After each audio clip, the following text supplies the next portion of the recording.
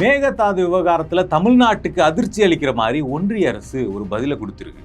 மாநிலங்களவை உறுப்பினர் அன்புமணி ஒரு கேள்வி கேட்கிறார். இந்த காவிரி பிரச்சனையை பொறுத்த வரைக்கும் 2018 சுப்ரீம் கோர்ட் ஒரு தீர்ப்பு கொடுத்துருக்கு. அந்த தீர்ப்பின்படி இந்த காவிரியின் குறுக்க புதுசாக ஏதாவது அணை கட்டணும் அல்லது புதுசாக ஏதாவது கட்டுமானம் பண்ணணும் அப்படின்னா அதில் கடைமடை மாநிலங்களான தமிழ்நாடு, கேரளா, பாண்டிச்சேரி இந்த மாநிலங்களினுடைய அப்ரூவல் ஒப்புதல் வாங்கணும் அப்படிங்கிறது கட்டாயம் அப்படிங்கிற ஒரு விஷயத்தை சுப்ரீம் கோர்ட்டு சொல்லியிருக்குது. அது கவர்மெண்ட்டுக்கு தெரியுமா தெரியாதா அப்படின்ற கேள்வியை கேட்குறாரு. அதுக்கு ஒன்றிய நீர்வளத்துறையினுடைய இணை அமைச்சர் ராஜ்பூஷன் சௌத்ரி என்ன பதிலை அதிகாரப்பூர்வமாக கொடுத்திருக்கிறார் அப்படின்னா, as per the honorable Supreme Court judgment dated 16/2/2018 2018 February 16 supreme court கொடுத்த தீர்ப்பின்படி காவிரி பிரச்சனையில் கர்நாடகா ஏதாவது ஒரு அணை கட்டணும் அப்படின்னா அது கடைமடை மாநிலங்களான தமிழ்நாடு, கேரளா, பாண்டிச்சேரி இவற்றினுடைய ஒப்புதலை வாங்கணும் அப்படின்லாம் எந்த இடத்துலையுமே குறிப்பிடலை. அதனால் அப்படி ஒரு ஒப்புதல் வாங்கணும்னு கர்நாடகாவிற்கு அவசியம் இல்லை. அவங்க நினச்சா அவங்களே அணை கட்டிக்கலாம் அப்படிங்கிறத ரிப்ளையாக கொடுத்துருக்குறாங்க. there is no mention that state of Karnataka has to obtain the consent of the other riparian states, namely Tamil Nadu, Kerala and Union Territory of Pondicherry to construct any kind of structure across river Kaveri. காவிரிக்கு குறுக்கில் எந்த இடத்துல வேணும்னாலும் என்ன structure வேணும்னாலும், dam இல்லை எந்த structure வேணும்னாலும் கட்டிக்கணும்னாலும் அது தமிழ்நாடுகிட்டேயோ கேரளாக்கிட்டேயோ பாண்டிச்சேரிக்கிட்டேயோ அவங்க ஆலோசனை பண்ணணும், ஒப்புதல் வாங்கணும், அனுமதி பெறணும்னு எந்த அவசியமும் இல்லை. அதுக்கான எந்த குறிப்பும் அந்த சுப்ரீம் கோர்ட் தீர்ப்பில் இல்லை அப்படின்னு கொடுத்துருக்குறாங்க. அதே மாதிரி மேகதாது ப்ராஜெக்ட் சம்பந்தமான ப்ரப்போசல் ஏதாவது ஒன்றிய அரசுக்கிட்ட கர்நாடகா வாங்கியிருக்குதா, கொடுத்துருக்குதா அப்படிங்கிற கேள்வியை கேட்டிருக்கிறாரு. அதுக்கு என்ன பதில் சொல்லியிருக்கிறாங்கன்னா, detailed project report of Mekedatu, அதாவது மேகதாது அணையினுடைய அந்த டீட்டெயிலான ரிப்போர்ட் அப்படிங்கிறது கொடுக்கப்பட்டிருக்கு. ஏற்கனவே 2019 கொடுக்கப்பட்டு அதில் சில சிக்கல்கள் இருக்குது அப்படின்னு சொல்லி ரிட்டன் பண்ணியிருக்கிறாங்க. இப்போது அதுக்கு அடுத்ததுக்கு பிறகு பார்த்தோம்னா கர்நாடக அரசு அதை மீண்டும் தயாரிப்பதற்கான வேலையில் ஈடுபட்டு இருக்கு. அதனால் ரிவைஸ்டு டிபிஆர் சப்மிட் பண்ண சொல்லி கர்நாடக அரசுக்கு திருப்பி அனுப்பப்பட்டிருக்கிறது. காவிரி மேலாண்மை வாரியத்தினுடைய தீர்ப்பின் அடிப்படையில் ஒரு ரிவைஸ் டாக்குமெண்ட்டு நீங்கள் கொண்டு வரணும் அப்படின்னு சொல்லி கொடுத்துருக்குறாங்க அப்படின்லாம் சொல்லியிருக்கிறாங்க. இப்போ நமக்கு என்ன கேள்வி வருதுன்னா, இப்போது ஒரு ஆறு வருதுன்னா நதிநீர் சட்டங்களின்படி பார்த்தோம்னா ஒரு ஆறு உருவாகிற இடத்துக்கு மட்டுமே அந்த ஆறு சொந்தமானது கிடையாது. இப்போ ஆறு கர்நாடகாவில் உருவாகுது காவேரி, ஆனால் அதனுடைய பல கிளையாறுகள் எல்லா பக்கங்களிலிருந்தும் வருது, தமிழ்நாட்டிலலாம் இணையுது. ஒரு ஆறு உருவாகிற இடத்துலேருந்து அது இறுதியாக எங்கு போய் கடலில் கலக்கிறதோ கடைசி மடையில் இருக்கக்கூடிய இடங்கள் இருக்குல்ல, கடைமடை மாநிலங்கள், கடைமடை இடங்கள், அந்த மாநிலங்களுக்கு தான் உருவாகிற இடத்துல இருக்கக்கூடிய உரிமத்தை விட அதிக உரிமை இந்த கடைமடை மாநிலங்களுக்கு தான் உண்டு. இதுதான் நதிநீர் சட்டம் சொல்கிறது. அப்போ உதாரணத்துக்கு இதை நம்ம எப்படி சிம்பிளாக புரிஞ்சிக்கலாம் அப்படின்னா, இப்போ நம்ம ஒரு 3 மாடி வீடு வச்சுருக்குறோன்னு வச்சுங்களேன். அந்த 3 மாடியில் 3ஆவது மாடிக்கு மேலே ஒரு டேங்க், காமன் டேங்க் இருக்குது, தண்ணி டேங்க். அந்த தண்ணி டேங்கில் இருக்கக்கூடிய அந்த தண்ணியை 3 ஃப்ளோரில் இருக்கக்கூடிய வீடுகளுமே பயன்படுத்தணும். இப்போ இதில் 3rd ஃப்ளோரில் இருக்கிற ஒருத்தர் இருக்கிறார். அவர் தான் அந்த வீட்டில் என்ன பண்ணுறாருனா, அங்கே ஒரு வால்வு ஒன்று போட்டு அப்படியே மூடி விட்டுறார். நான் பயன்படுத்தி எனக்கு போதுமான தண்ணி கிடைச்ச பிறகு தான் நான் கீழே தண்ணி அனுப்புவேன் அப்படின்னு சொன்னால் மற்றவங்க கடுப்பாவாங்களா மாட்டாங்களா? அப்போ அதே மாதிரி தான் இப்போ கர்நாடகா என்ன பண்ணுதுன்னா, காவிரி எங்கள் ஊரில் உருவாகுது அப்படிங்கிற ஒரே காரணத்துக்காக என்ன பண்ணுறாங்கன்னா, எங்களுக்கே தண்ணி இல்லை, இப்போ நாங்கள் இங்கே அணை கட்டி எங்களுக்கு தேவையான தண்ணீரை பெற்ற பிறகுதான் மீதம் இருக்கக்கூடிய தண்ணி மீதம் இருந்தால் நாங்கள் தமிழ்நாட்டுக்கும் மற்ற ஸ்டேட்டுக்கும் திறந்து விடுவோம், இல்லைனா எங்களுக்கே இல்லை, அப்புறம் உங்களுக்கு எப்படி நாங்கள் தர முடியும்னு வாதம் பண்ணுவோம் அப்படிங்கிற நிலைப்பாட்டை கர்நாடகா தொடர்ச்சியாக எடுத்துக்கிட்டு வருது. அப்போ இந்த பிரச்சனையை சரி பண்ணுறதுக்காக பல முறை தமிழ்நாட்டுக்கும் கர்நாடகாவுக்கும் இடையில் ஒப்பந்தங்கள் போடப்பட்டுச்சு. 1892, 1924 ஒப்பந்தங்கள் போடப்பட்டிருக்கு. ஆனால் இந்த ஒப்பந்தங்கள் எதுவுமே மதிக்கப்படுறது கிடையாது. கிட்டத்தட்ட கடந்த ஒரு 60-70 ஆண்டுகளாக இந்த காவிரி உரிமை விவகாரத்தில் தமிழ்நாடு கடுமையாக வஞ்சிக்கப்பட்டுக்கிட்டு இருக்கு. அதில் ரொம்ப குறிப்பாக பார்த்தோம்னா நமக்கு வந்து காவிரி நடுவர் மன்றம் உருவாக்கப்பட்டு அதில் ஒரு இடைக்கால தீர்ப்பு கொடுத்தப்ப தமிழ்நாட்டின் உரிமைக்கான தண்ணீர் அப்படிங்கிறது காவிரியில் 205 டிஎம்சி அப்படிங்கிறதுல இருந்தது. அது 192 டிஎம்சியாக இறுதி உத்தரவில் மாறி கடைசியில் உச்சநீதிமன்றத்துக்கு போய் 177.25 டிஎம்சியாக குறைக்கப்பட்டிருக்கு. 205 டிஎம்சிங்கிறதே குறைச்சி 177.25 டிஎம்சியாக கொண்டு வந்திருக்கிறாங்க. அந்த 177 டிஎம்சியையும் கர்நாடக அரசு முறையாக கொடுக்கறது இல்லை அப்படிங்கிறது தான் இங்கே இருக்கக்கூடிய அடிப்படை சிக்கல். அதை கொடுக்கறதுக்கே காவிரி மேலாண்மை வாரியம் ஒன்று உருவாக்கி அந்த வாரியம் மாதம் எவ்வளோ தண்ணி திறந்து விடணும் அப்படின்னு பட்டியல் கொடுத்துருக்குறாங்க. அந்த பட்டியலை கூட அதில் கொடுக்கக்கூடிய உத்தரவை கூட கர்நாடக அரசு வந்து அது வந்து ஃபாலோ பண்ணுறதே கிடையாது. அதில் ரொம்ப குறிப்பாக பார்த்தோம்னா அன்புமணி வந்து இன்னொரு கேள்வியை கேட்டிருக்கிறார். அதில் வந்து என்ன சொல்லியிருக்கிறார் அப்படின்னா, எவ்வளவு தண்ணி அப்படிங்கிறது வந்து காவிரியிலேருந்து தமிழ்நாட்டுக்கு கொடுக்கப்பட்டிருக்கு கர்நாடகாவில் இந்த வருஷம் வந்து 2026 வந்த பிறகு எவ்வளோ தண்ணி கொடுக்கப்பட்டிருக்கு மே மாதத்துக்கு பிறகு அப்படின்றத கேட்டிருக்கிறார்.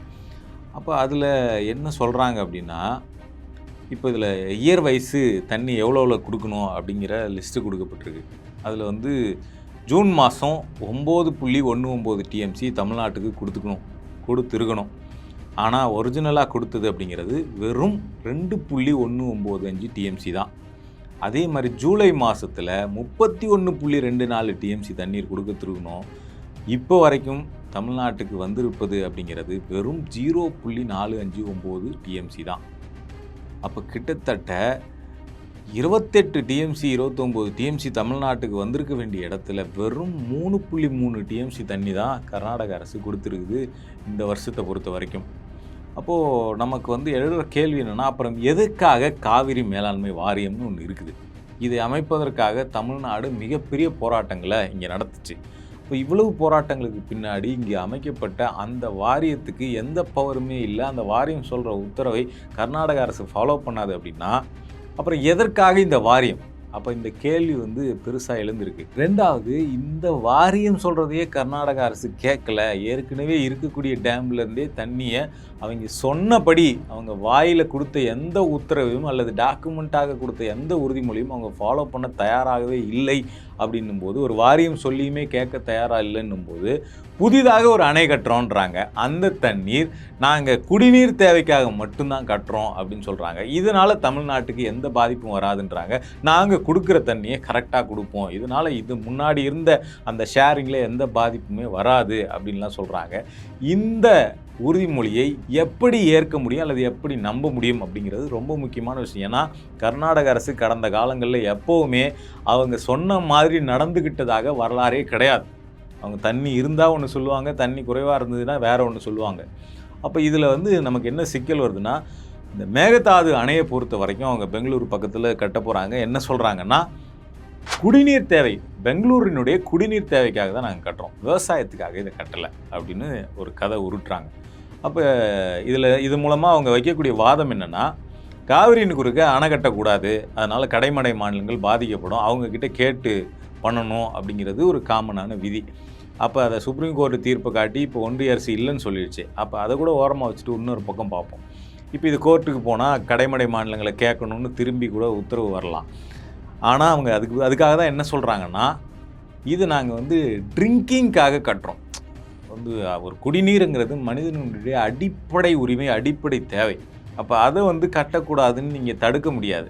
விவசாயத்துக்கான தண்ணீரை தான் நீங்கள் வந்து இப்படிலாம் பண்ணக்கூடாதுன்னு சொல்லலாமே தவிர, குடிநீருங்கிறது ஒரு பேசிக் தேவைங்கிற இடத்துல வந்துடுறதுனால அதுக்கு வந்து இவங்க வந்து நீதிமன்றம் போனால் தடை வாங்க முடியாதுங்கிற அடிப்படையில் தான் குடிநீர் தேவைக்காக நாங்கள் இதை கட்டுறோம் அப்படிங்கிற உருட்டை கர்நாடக அரசு உருட்டிக்கிட்டு இருக்கு. இப்போ இது குறித்து வந்து பார்த்தோம்னா, மூத்த பொறியாளர், ஓய்வு பெற்ற பொதுப்பணித்துறை பொறியாளர் வீரப்பன் அவர் வந்து நிறைய காவிரி முல்லை பெரியாறு சிக்கல் குறித்தெல்லாம் நிறைய ஒர்க் பண்ணியிருக்காரு. அவர் வந்து என்ன சொல்கிறாரு அப்படின்னா, இந்த குடிநீர் தேவைக்காக மேகதாதுவை கட்டுகிறோம் அப்படின்னு சொல்கிறாங்க இல்லைங்களா, அதுக்கு வந்து பெங்களூரில் பெரிய தண்ணி பஞ்சம் இருக்குது, தண்ணி பற்றாக்குறை இருக்குது, அதை தீர்க்க இதை கட்டுறோம்னு சொல்கிறாங்க. அதுக்கு அவர் என்ன சொல்கிறாருன்னா, ஏற்கனவே காவிரி நடுவர் மன்றம் இருக்கு இல்லைங்களா, அந்த தீர்ப்புலேயே வந்து 40 டிஎம்சியை கர்நாடகாவின் குடிநீருக்காக கொடுக்கணும் அப்படின்னு கர்நாடகாவுக்காக ஒதுக்கியிருக்கு அந்த காவிரி நடுவர் மன்றம். இது இல்லாமல் உச்சநீதிமன்றம் போன பிறகு கூடுதலாக இன்னொரு 14.7 டிஎம்சியை குடிநீர் தேவைக்காக கொடுத்துருக்குறாங்க. அப்போ இதெல்லாம் தாண்டி இன்றைக்கி வந்து டிகே சிவகுமார் இருக்கார் இல்லைங்களா, முதலமைச்சராக இருக்கிறார். அவர் தான் இதுக்கு முன்னாடியே வந்து பார்த்தோம்னா பெங்களூரில் தண்ணீர் தட்டுப்பாடுங்கிற பிரச்சனையை ஆரம்பித்ததே அவர் தான். அப்போ இது குறித்து வந்து இந்த வீரப்பன் அவர்கள் வந்து ஒரு ஆராய்ச்சி வந்து பண்ணியிருக்கிறார். அதில் அவர் சொல்கிறது என்னென்னா, முன்னாடி ஒரு 2 வருஷத்துக்கு முன்னாடியே வந்து பார்த்தோம்னா பெங்களூரினுடைய மக்கள் தொகை அப்படிங்கிறது வந்து 1.4 கோடி மக்கள் தொகை அன்னைக்கு இருந்தது. அதில் வந்து அவங்களுக்கு வந்து பெங்களூர் மெட்ரோ குடிநீர் அப்படிங்கிறது அந்த 1.14 கோடி மக்களுக்கு வந்து பெங்களூருடைய மெட்ரோ வந்து பார்த்தோம்னா 15 டிஎம்சி தண்ணியை வந்து குடிநீராக கொடுக்குறாங்க. இதே சென்னைக்கு வந்தோம்னா இங்கே வந்து 1.12 கோடி மக்கள் இருக்காங்க. இந்த 1.12 கோடி மக்கள் தொகை இருக்கக்கூடிய சென்னைக்கு வெறும் 10 டிஎம்சி தண்ணியை வச்சு குடிநீர் வந்து கொடுக்கப்படுது. 1.4 கோடி 1,40,00,000 மக்கள் தொகை இருக்கக்கூடிய பெங்களூருக்கு 15 டிஎம்சி ஆல்ரெடி கொடுத்துக்கப்பட்டுக்கிட்டு இருக்கு. ஆனால் அது பத்தலை, தண்ணீர் தட்டுப்பாடு இருக்குதுன்னு சொல்கிறாங்க. ஆனால் சென்னைக்கு கிட்டத்தட்ட சேம் பாப்புலேஷன், கொஞ்சம் தான் குறைவு. சென்னைக்கு வெறும் 10 டிஎம்சி தண்ணியை வச்சு இங்கே குடிநீர் கொடுத்துக்கிட்டு இருக்காங்க. ஆனால் சென்னையில் குடிநீர் தட்டுப்பாடு இருக்குதுன்ற கிளைமையே தமிழ்நாடு அரசோ அல்லது யாருமே வச்சது கிடையாது.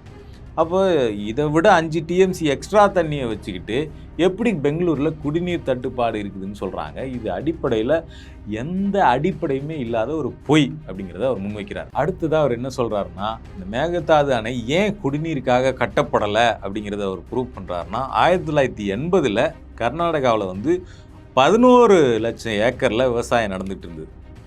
அது 22 லட்சமாக ஆல்ரெடி அதிகமாக இருக்குது, கிட்டத்தட்ட டபுள் ஆகிருக்கு. 11 லட்சம் ஏக்கரில் நடந்துட்டு இருந்த விவசாயம் 22 லட்சம் ஏக்கராக அதிகரிச்சிருக்கு. அப்போ விவசாய பரப்பு நீங்கள் தண்ணி நிறையா இருக்குதுன்னு விவசாய பரப்பை அதிகப்படுத்திட்டே போகிறாங்க. ஆனால் தமிழ்நாட்டுக்கு விவசாய பரப்பை அதிகப்படுத்தக்கூடாதுங்கிற கட்டுப்பாடெல்லாம் இருக்குது. ஏன்னா தண்ணி அதிகமாக தேவைப்படுங்கிறதுனால. இப்போ கர்நாடக அரசு அந்த இதெல்லாம் மீறி விவசாய பரப்பை அதிகப்படுத்திக்கிட்டே போகும்போது அப்போ கூடுதல் தண்ணி அப்படிங்கிறது தேவைப்படுது. அப்போ என்ன பண்ணுறாங்கன்னா, எங்களுக்கே தண்ணி இல்லை அப்படின்னு சொல்லி நிறுத்தி வைக்கிற வேலையை பண்ணுறாங்க. இப்போது அடுத்ததாக என்ன பிளான் பண்ணியிருக்கிறாங்கன்னா, இந்த 22 லட்சம் ஏக்கர் அப்படிங்கிறத 30 லட்சம் ஏக்கராக உயர்த்துவதற்கான திட்டம் போட்டிருக்காங்க. அப்போ அதனால தான் என்ன பண்ணுறாங்கன்னா, புதிதாக நாங்கள் மேகதாது அணையை கட்ட போகிறோம் அப்படின்னு சொல்கிறாங்க. அப்போ அது விவசாயத்துக்குன்னு சொன்னால் தடை வாங்கிடுவாங்கன்னு சொல்லிட்டு குடிநீருக்காக அப்படின்னு சொல்கிறாங்க. அப்போ இந்த பிரச்சனை அப்படிங்கிறது வந்து ஒரு சிவியரான பிரச்சனை தமிழ்நாட்டுக்கு. ஆல்ரெடி இங்கே கொடுக்குற வாக்குறுதி நிறைவேற்றப்படலைன்னும் போது புதிதாக ஒரு அணை கட்டப்பட்டுச்சுன்னா தண்ணி அப்படிங்கிறதே சுத்தமாக இல்லாமல் போகும் தமிழ்நாட்டுக்கு. இப்போ காவிரி தண்ணி அப்படிங்கிறது வெறும் டெல்டாவுக்கான பிரச்சனை கிடையாது, கிட்டத்தட்ட 15-20 மாநிலங்களுக்கான வாழ்வாதார பிரச்சனையாக காவிரி பிரச்சனை இருக்குது. ஏன் அப்படின்னா, காவிரி தண்ணியின் மூலமாக கூட்டு குடிநீர் திட்டங்கள் மூலமாக 15-20 மாவட்டங்களுக்கு குடி தண்ணீர் வந்து எடுத்துக்கொள்ளப்படுது. அப்போ இது ஒரு சீரியஸான பிரச்சனை தமிழ்நாட்டை பொறுத்த வரைக்கும். அப்போ இந்த பிரச்சனையை இதே சீரியஸ் அப்ரோச்சில் தான் தமிழ்நாடு அரசு கையாளுதா, அதுவும் இன்றைக்கி குறிப்பாக இன்றைக்கி இருக்கக்கூடிய தமிழ்நாடு அரசு இதே சீரியஸ்னஸ்லேருந்து இந்த பிரச்சனையை கையாளுதா அப்படிங்கிறது மிகப்பெரிய கேள்விக்குறியாக இருக்குது. ஏன் அப்படின்னா வந்து இப்போ ஆகஸ்ட் 5 பட்ஜெட் கூட்டத்தொடர் தமிழ்நாட்டில் நடக்க போகுது. அதுக்கு முன்னாடி ஆகஸ்ட் 3 தமிழக முதல்வர் விஜய் வந்து பார்த்தோம்னா கர்நாடகா போய் டிகே சிவகுமார், முதலமைச்சர் டிகே சிவகுமாரை சந்திக்க போகிறாங்க. 2 பேரும் சந்தித்து பேசி கர்நாடக காவிரி பிரச்சனையில் ஒரு முடிவுக்கு வர போகிறாங்க அப்படின்லாம் வந்து சொல்லப்பட்டுச்சு. இதை வந்து சொன்னவர் யாருன்னா, அமைச்சர், வேளாண் துறை அமைச்சர் வினோத். அவர் வந்து சொல்கிறாரு, உடனே விவசாய சங்கங்கள் கடுமையான எதிர்ப்பை பதிவு பண்ணுறாங்க, எதிர்கட்சிகள் திட்டுறாங்க. நீங்கள் வந்து என்ன பேஸில் நீங்கள் கர்நாடகாவுக்கு போகிறீங்க? பேச்சுவார்த்தை நடத்தணும்னா ஒன்று உச்சநீதிமன்றம் சொல்லி பேச்சுவார்த்தை நடத்தணும், அல்லது வேறு ஒன்றிய அரசு நடுவில் நின்று பேச்சுவார்த்தை நடத்தணும். எதுவுமே இல்லாமல் யார் சொல்லி எந்த முடிவின் அடிப்படையில் நீங்கள் பேச்சுவார்த்தைக்கு போகிறீங்க, பேச்சுவார்த்தையினுடைய பேசு பொருளாக என்னென்னலாம் இருக்க போகுதுன்னு எதுவுமே இல்லாமல் எப்படி நீங்கள் பேச்சுவார்த்தைக்கு போகிறீங்க? எந்த வாக்குறுதியையும் கர்நாடக அரசு உச்சநீதிமன்றம் சொல்லியே நடைமுறைப்படுத்தியது இல்லை. அப்படின்னும் போது நீங்கள் போய் என்ன வாக்குறுதியை அங்கே வாங்க போகிறீங்க ஒரு பேச்சுவார்த்தையின் மூலமாக அப்படிங்கிற கேள்வியை எல்லாரும் எழுப்பின உடனே ராஜ்மோகன் என்ன பண்ணாருன்னா பல்ட்டி அடித்தார். அப்படியெல்லாம் எதுவுமே உறுதிப்படுத்தப்பட்ட தகவல்லாம் கிடையாது. முதலமைச்சர் வந்து கர்நாடகா போக போகிறாரு அப்படிங்கிறது அப்படின்னு சொன்னார். உடனே வேளாண் துறை அமைச்சர் ஐயோ நம்ம அவசரப்பட்டு சொல்லிட்டோம் போலையேன்னு சொல்லிட்டு அவர் என்ன பண்ணாருன்னா திருப்பி வந்துட்டு உள்ளே வந்து சீனுக்குள்ளே வந்துட்டு இல்லை அதை வந்து மேலிடத்துலேருந்து தலைமைச் செயலகத்திலேருந்து அறிவிப்பாங்க முதலமைச்சர் போகிறாரா இல்லையான்னு அப்படின்னு சொல்லிட்டு அவர் உடனே மாற்றி பேசினார். அப்போ இந்த விஷயத்தில் கர்நாடக முதலமைச்சர் பேச்சுவார்த்தைக்கு கூப்பிட்டு நீங்கள் போகிறீங்களா அல்லது நீங்கள் இனிஷியேட் பண்ணுறீங்களா? யார் தான் இந்த பேச்சுவார்த்தை இனிஷியேட் பண்ணுறது? இருவருக்கும் இடையில் புரோக்கராக இருக்க போகிறது யார் இதை இனிஷியேட் பண்ணுறாங்கன்னு எந்த இதுவுமே இல்லாமல் சும்மா எடுத்தும் கவுத்தும்னு ஒரு பேச்சுவார்த்தை நடத்தப்பட்டு அதன் மூலமாக கர்நாடகாவுக்கு சாதகமான ஒரு சூழ்நிலை வந்துவிடக்கூடாது அப்படிங்கிறது தான் எல்லோருக்கும் இருக்கக்கூடிய சிக்கல். ஏன்னா நாளைக்கு நாங்கள் பேச்சுவார்த்தை பண்ணிட்டோம், தமிழ்நாடு சிஎம் இதை ஒத்துக்கிட்டு போயிட்டாரு அப்படின்னு நாளைக்கு கர்நாடகாவில்னு சொல்லிட்டாங்கன்னா டிஃபெண்ட் பண்ணுறதுக்கு எதுவும் இருக்காது. ஏற்கனவே டிகே சிவகுமார் விஜயை பற்றி பேசும்போது அவர் ஒரு இம்மெச்சூரானவர், அவருக்கு என்ன தெரியும், ஒன்றுமே தெரியாது அப்படிங்கிற மாதிரிலாம் பேசியிருக்கிறார். இப்போ அவரை பேச்சுவார்த்தையை கூப்பிட்டு இவர் போய் உட்கார்றாரு அப்படின்னா ஒருவேளை அந்த நம்பிக்கையில் தான் இவருக்கு ஒன்றும் தெரியாது அப்படிங்கிற நம்பிக்கையில் தான் அவரை பேச்சுவார்த்தையை கூப்பிட்டுருக்காரான்ற கேள்வியெல்லாம் வருது. அப்போ நமக்கு என்ன வருதுன்னா, இவ்வளோ பெரிய சிக்கல் போயிட்டுருக்கு. ஆனால் இந்த சூழலிலும் தமிழ்நாடு அரசினுடைய ஒட்டுமொத்த அமைச்சரவையும் பார்த்தோம்னா ஜனநாயகன் படத்தினுடைய ப்ரமோஷனில் பிஸியாக இருக்கிறாங்க. அவங்க நீர்வளத்துறை அமைச்சர் அவருக்கு இன்னைக்கு வரைக்கும் மேகதாது பற்றியோ காவிரியை பற்றியோ வாயே திறக்கல. அவர் தான் பேசணும். தமிழ்நாட்டில் நீர்வளத்துறை அமைச்சர் தான் காவிரியினுடைய பிரச்சனையை பற்றி பேசணும். அது யாருன்னா புஷி ஆனந்த், நீர்வளத்துறை அமைச்சர். அவர் இன்னைக்கு வரைக்கும் அவர் வாயிலேருந்து மேகதாதுங்கிற வார்த்தையே வரமாட்டேங்குது. கேட்டால் அண்ணா அப்படின்ட்டு அப்படியே ஒரு மாதிரி ராகம் பாடிட்டு அப்படியே போயிடுறாரு, எஸ்கேப் ஆகி. இல்லைனா அங்கே யாராவது நின்றுருக்குங்களா பார்த்து ஏமா எப்படிமா இருக்கிறீங்க அப்படின்னு கை காட்டு போயிட்டே இருக்கிறார். இதுதான் அவருடைய நிலைப்பாடாக இருந்துக்கிட்டு இருக்குது தொடர்ச்சியாக. இன்றைக்கி வரைக்கும் வாயை திறக்கல. ஆனால் எதுக்கு வாயை திறக்கிறாருன்னா 30 அடி கட் அவுட்டை போய் ஜனநாயகன் படத்துக்கு திறந்து வைக்கிறாரு. தமிழ்நாடு முழுக்க திருவிழா, பிரம்மாண்ட திருவிழா மாதிரி நம்ம தளபதியோடைய கடைசி படத்தை நம்ம கொண்டாடணும், அதை எல்லாரும் பண்ணணும் அப்படின்னு சொல்லிட்டு அமைச்சர்களுக்கு உத்தரவு போட்டுக்கிறாரு. எல்லா அமைச்சர்களும் தேட்டருக்கு போய் உட்காந்து அழுதுகிட்டு இருக்காங்க, ஐயோ கடைசி படம். ஆனால் விவசாயிகள் போராடிக்கிட்டு இருக்காங்க. இதில் மாணவர்கள் போராடிக்கிட்டு இருக்காங்க, விவசாயிகள் போராட்டிருக்காங்க, இவங்க தேட்டரில் உட்காந்து கண்ணீர் விட்டுக்கிட்டு இருக்காங்க. இன்னொரு பக்கம் ஏன் இவங்க மேகதாது பிரச்சனையை இன்றைக்கி தமிழ்நாடு பார்டரில், ஓசூர் பார்டரில் தமிழ்நாடு பஸ் எல்லாம் நேற்று நிறுத்தப்பட்டுச்சு. கர்நாடகத்தில் கன்னட அமைப்புகள் கடுமையான போராட்டங்கள் நடத்திட்டு இருக்காங்க. ஆனால் தமிழ்நாடு அரசு ஏன் இதை ஒரு சீரியஸாக பேச மாட்டுறாங்க அப்படின்னு இன்னொரு கேள்வி என்ன வருதுன்னா, ஒருவேளை ஜனநாயகன் படம் கர்நாடகாவில் ரிலீஸ் ஆகிருக்குது. கர்நாடகாவில் ரிலீஸ் ஆகுதுன்னா இங்கே தமிழக முதலமைச்சர் நாங்கள் மேகதாது அணைக்கு எதிராக கடுமையாக பேசினார், இல்லை ஏதாவது ஒரு கடுமையான நடவடிக்கை எடுத்தார் அப்படின்னா உடனே அங்கே அந்த படம் நிறுத்தப்படும், வசூல் பாதிக்கப்படும். கர்நாடகாவை சேர்ந்த தமிழ்நாடு அரசின் சிறப்பு பிரதிநிதியாக கர்நாடகாவை சேர்ந்த ஜனநாயகன் படத்தின் ப்ரொடியூசர் KVN வெங்கட்ரமணா நியமிக்கப்பட்டிருக்கிறார். அவருடைய வசூல் பாதிக்கப்படும், அல்லது அவங்க ஊர் பக்கம் போக முடியாது. இப்படின்லாம் பார்த்துக்கிட்டு மேகதாது அணை பிரச்சனையை ரொம்ப சாஃப்டாக கையாளுறாங்களா அப்படிங்கிற கேள்வியெல்லாம் வருது. அப்போ நீங்கள் வெங்கட்ரமணா ஒரு புரோக்கர் மூலமாக ஏற்பாடு செய்து ஒரு பேச்சுவார்த்தை உருவாக்கி அதில் விஜய் போய் கலந்து கொள்ள போகிறாரா அப்படிங்கிறதையும் வெளிப்படையாக சொல்லணும். யார் இனிஷியேட் பண்ணி இந்த பேச்சுவார்த்தை நடக்குது அல்லது முடிவு செய்யப்பட்டது அப்படிங்கிறது தெரியணும்ல, மக்களுக்கு தெரியணும். ஏன்னா மக்கள் தான் போராடிக்கிட்டு இருக்காங்க. இப்போ இதெல்லாம் நமக்கு பார்க்கும்போது, இந்த அழுதுகிட்டு இருக்க சீனெல்லாம் பார்க்கும்போது நமக்கு ஜெயலலிதா ஆட்சியில் அவங்க ஊழல் வழக்கில் கைது பண்ணி பெங்களூர் சிறைக்கு கொண்டு போனாங்க. அப்போ ஒரு போஸ்டர் அதிமுக சார்பில் ஒட்டப்பட்டு பயங்கர வைரலாச்சு. ஒரு குழந்தை அழுகுற மாதிரி ஒரு ஃபோட்டோவை போட்டு காவிரியை வச்சுக்கோ அம்மாவை கொடு அப்படின்னு சொல்லிட்டு ஒரு போஸ்டர் வைரலாச்சு. கிட்டத்தட்ட அதே மாதிரி தான் இருக்குது இன்றைக்கி நம்ம இங்கே பார்த்துக்கிட்டு இருக்கக்கூடிய இன்றைக்கி அரசியல் சூழல். ஏன்னா அமைச்சர்கள்லாம் அழுதுகிட்டு இருக்காங்க, ஜனநாயகனை ரிலீஸ் பண்ண விடு, காவிரியை வச்சுக்கோ அப்படின்னு போஸ்டர் ஓட்டுற மாதிரியான ஒரு சூழல் ஓடிக்கிட்டு இருக்குது இங்கே. அப்போ இன்றைக்கி தான் இந்த ஒன்றிய நீர்வளத்துறையை கொடுத்த அந்த அறிக்கைக்கு பிறகு தான் ஒரு கடிதமே எழுதுகிறார் முதலமைச்சர். இப்போ இது எல்லாரும் இதை கடுமையான எதிர்ப்புக்கு உள்ளாக்கப்படணும். எந்த அடிப்படையில் ஒன்றிய அரசு இந்த பதிலை கொடுத்தது? கடைமடை மாநிலங்களுக்கு இல்லாத உரிமை கர்நாடகாவுக்கு மட்டும் எங்கிருந்து வந்தது? காவிரி நீர் தமிழ்நாட்டினுடைய உரிமை. அது நம்ம ஏதோ சலுகையாக கர்நாடகாவில் பாவம்னு பிச்சை போட்டு நமக்கு கொடுக்குற தண்ணி கிடையாது. காவிரி தண்ணி தமிழ்நாட்டினுடைய உரிமை. அப்போ இதை வாங்குவது தமிழ்நாடு. இதை சண்டை போட்டு இதை எப்பாடுபட்டாவது வாங்கியே தீரணும். அப்போ நம்ம இதை சண்டை போட்டு வாங்கக்கூடிய இடத்துல இருக்கிறோம் போது நம்முடைய அனுமதி இல்லாமல் கர்நாடக அரசு அணை கட்டி கொள்ளலாம் அப்படின்னு ஒன்றிய அரசு கொடுக்குற பதில் அப்படிங்கிறது இது என்ன வகையான பதில்? இது எப்படி, எந்த அடிப்படையில் ஒன்றிய அரசு கொடுத்தது? சுப்ரீம் கோர்ட் தீர்ப்பு எப்படி இதோடு எப்படி அவங்க இன்டர்பிரட் பண்ணாங்க அப்படிங்கிறத அவங்க சுட்டி காட்டி ஆகணும். இப்போ இந்த பதிலை வைத்துக்கொண்டே நீதிமன்றத்துக்கு உடனடியாக தமிழக அரசு போக வேண்டிய கடமை இருக்குது தமிழ்நாட்டு அரசுக்கு. ஏன்னா ஏற்கனவே மேகதாதுக்கு எதிராக வழக்கு போட்டப்போ உச்சநீதிமன்றத்தில் என்ன பேசப்பட்டுச்சுன்னா, இன்னும் அவங்க ப்ரப்போசல் எதுவும் அப்ரூவ் ஆகலை, அவங்க கட்டவும் ஆரம்பிக்கலை, அப்புறம் கட்டாத அணையை அல்லது ப்ரப்போசலுக்கு அப்ரூவ் ஆகாத ஒரு அணையை தடுக்கணும்னு நீங்கள் எப்படி வழக்கு போடுறீங்க, அப்படிலாம் கற்பனையாக எதையும் தடுக்க முடியாதுங்கிற மாதிரியெல்லாம் பேசப்பட்டுச்சு. இன்றைக்கி ஒன்றிய அரசு கொடுத்துருக்கக்கூடிய பதில் இருக்குல்ல, இந்த பதிலை வச்சுக்கிட்டே ஒரு நீதிமன்றத்துக்கு போகக்கூடிய சூழல் அப்படிங்கிறது உருவாகிருக்கு. ஏன் அப்படின்னா, கர்நாடகா தமிழ்நாட்டின் ஒப்புதல் இல்லாமல் எப்படி அணை கட்ட முடியும்? பாதிக்கப்பட போகிறது தமிழ்நாடு. பாதிக்கப்படுறவனை கேட்காம எப்படி நீ அணை கட்ட அனுமதிப்ப அப்படிங்கிற கொஸ்டினோட ஒன்றிய அரசு இப்படி பதில் கொடுத்துருக்கிறது. அப்படிங்கிற அந்த பதிலோடு நீதிமன்றத்துக்கு போக வேண்டிய கடமை அப்படிங்கிறது தமிழ்நாட்டுக்கு இருக்குது.